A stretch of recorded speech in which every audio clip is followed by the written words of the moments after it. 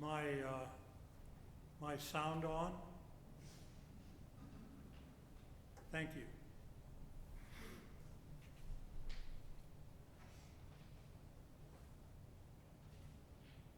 When you're raised by an Army engineer who liked nothing but tinkering and projects, then you're well prepared for a funeral eulogy like the one I just heard. And I've heard many eulogies, many of them excellent, some unexpected. But the one that we just heard is, to my mind, the most charming because of my own background. I could resonate with it 174%. And I have to say, the gospel printed in our service leaflet is the gospel appointed for today. The gospel marked in the gospel book was the gospel read at funerals. Both are appropriate, but God did this. He had me read to all of you a gospel that specialized in its use of one aspect of the English word judgment, which is a judgment on character, a judgment on performance, a judgment on relationship, a judgment on how one has lived one's life. The sermon I'm about to preach takes a different turn, not entirely different, but a different turn on the word judgment, the kind of judgment we use in day-to-day living, deciding what to do and how to do it. And I think God wanted to make sure that I would set that distinction up at this point in the service so that you didn't have any trouble following the sermon. I don't think things happen by accident. Sometimes you can trace the reason, sometimes you can't. Sometimes there's a lot more than one reason. But in this case, it sort of hit me over the head. If you want these people to understand a sermon where judgment is important, you better make clear what kind of judgment you're talking about. So God helped me with that, whereas I didn't pay the right attention to it while I was actually writing the sermon.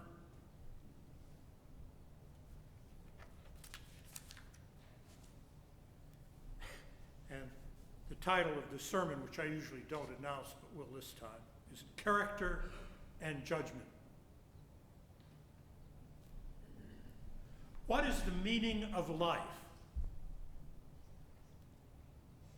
I pause to observe your reactions. Some of you must be thinking, he's asking us? Well, it is my job to deal with questions like that. And by the way, never trust an AI to deal fully and conclusively with any topic this philosophically advanced or perennially controversial. But the reason that question keeps coming up, what is the meaning of life, is that it has a practical aspect. A person's notion of what life means guides, or ought to guide, how that person chooses their path through life.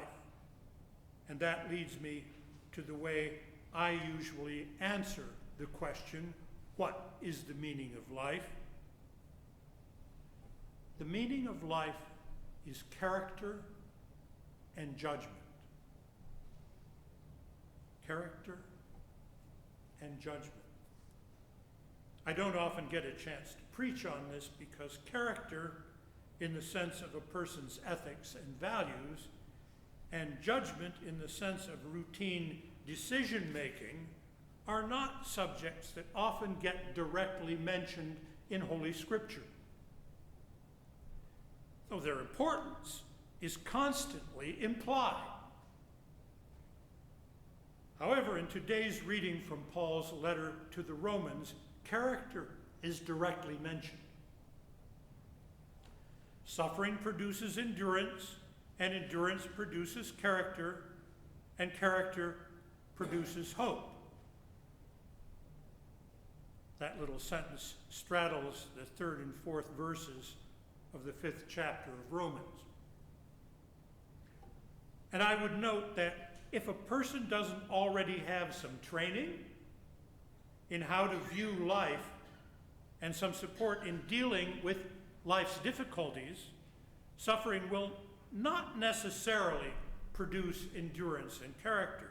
It is just as likely to produce despair or mental illness, depending on one's mental wiring and one's age and situation. But in general, what Paul says makes sense. What he means by character is what you and I would mean by it. Of course, he used a Greek word we translate as character. Sometimes it helps to verge off into that, not this time. What Paul means by character is what you and I would mean by it. The set of principles governing how to choose what probable outcomes in a given situation are best for us in particular and for the world in general. And what I mean by judgment is equally familiar. That is, the set of mental habits that govern how we choose among alternative possibilities. As an example, it's always best to ground a string of abstractions like that in a little story if you want to keep talking about it. So as an example, a senior academician I knew a long time ago in a city far, far away once engaged a junior faculty member to live in his house while he and his wife were away for the summer. It was understood that the young man would take care of the house and the grounds. But when the owners returned, the house, and particularly the lawn and the garden, were a mess. The senior faculty member's remark to me was, I wasn't the person engaged, but he knew me well and needed to vent some steam. That young man lacks character. There was no question that the young man was intelligent and physically able. Everyone knew he was smart and vigorous. He just let the housekeeping go. He prioritized other things. In that situation, at least, his character was not up to his quite reasonable responsibilities. He used poor judgment in allocating a certain amount of his time and energy.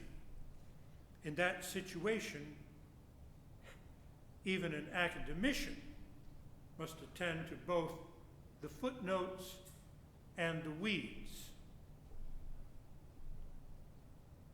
Problem I've been known to have myself.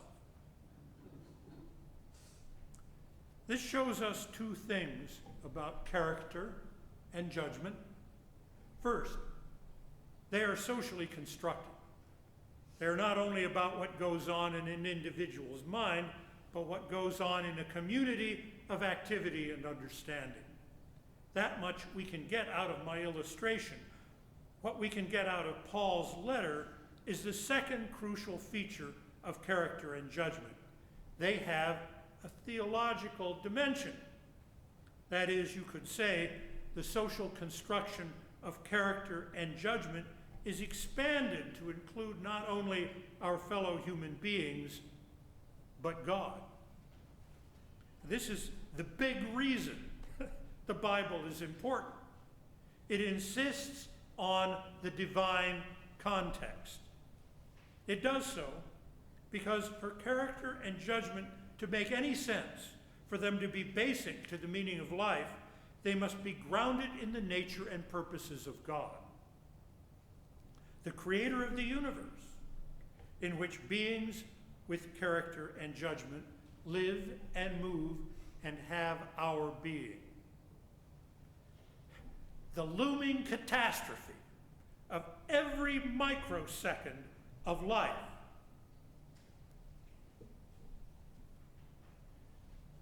I lost my place.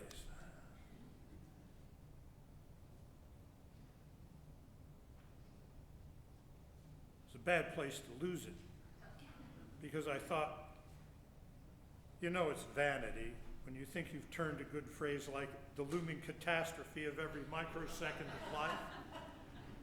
Heck of a good oratorical phrase, right? God says, okay. Pay attention to the message, not to the orator.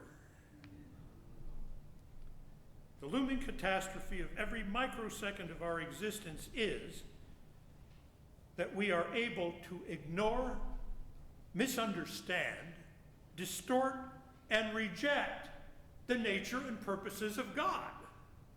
This is the downside of our limits of perception and understanding, which is not a problem for any creature that does not have free will, but for those of us who can act self-consciously, creatively, and independently, and still somewhat act in the way that God does.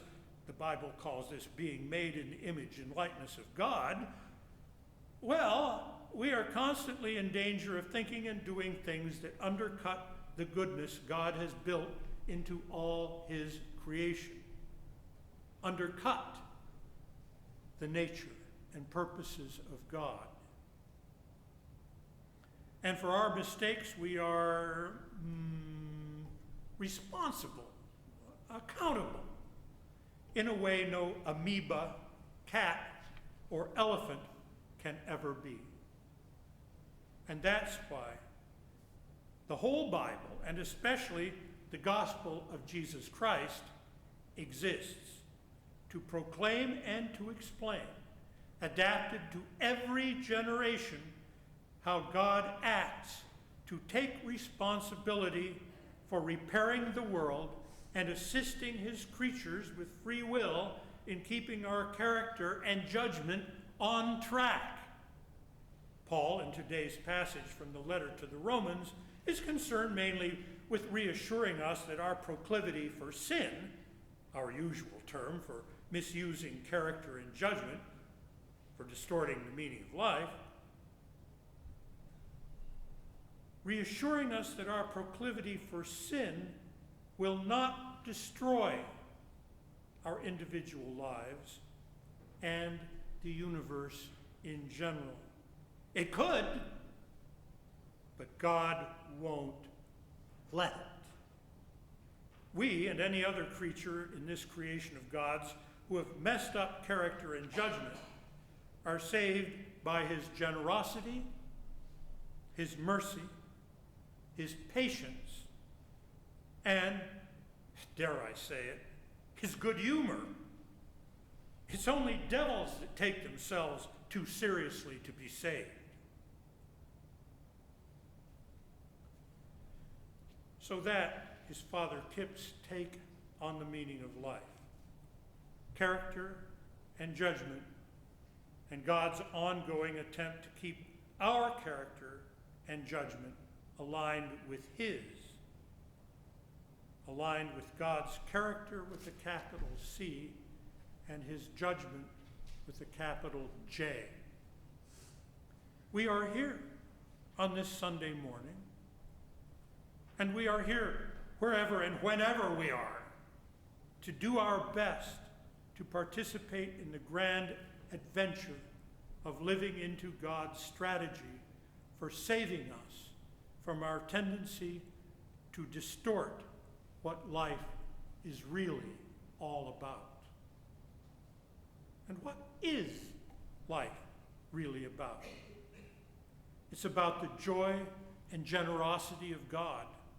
Whether you're trying to decide whether or not to mow the yard, whether to vote for one candidate or another, or whether you ought to have pie or ice cream for dessert. A useful hint. If your medical and financial situation allows, have both.